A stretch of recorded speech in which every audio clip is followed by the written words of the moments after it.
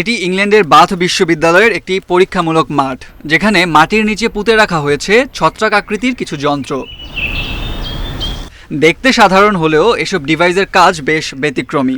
যন্ত্রগুলো মাটির প্রাকৃতিক অণুজীবের তৎপরতা থেকে উৎপন্ন ইলেকট্রন সংগ্রহ করে, যা পরবর্তীতে রূপান্তরিত হয় বিদ্যুৎ শক্তিতে।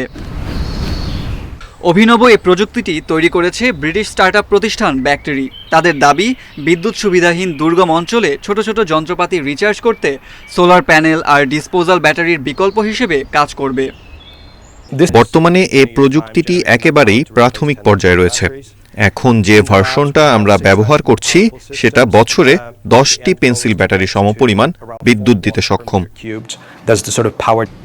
গবেষকদের মতে বর্তমানে যন্ত্রটির উৎপাদিত বিদ্যুৎ দিয়ে মাটির আর্দ্রতা পরিমাপক, আবহাওয়া পর্যবেক্ষণ যন্ত্র থেকে শুরু করে অল্প বিদ্যুতে কাজ করে এমন সব যন্ত্র সহজেই চালানো সম্ভব।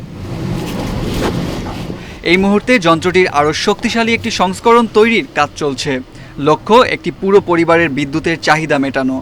এই প্রযুক্তির আরেকটি গুরুত্বপূর্ণ দিক হলো এটি কোনো রকম রক্ষণাবেক্ষণ ছাড়াই প্রায় 30 বছর পর্যন্ত কাজ করতে পারে।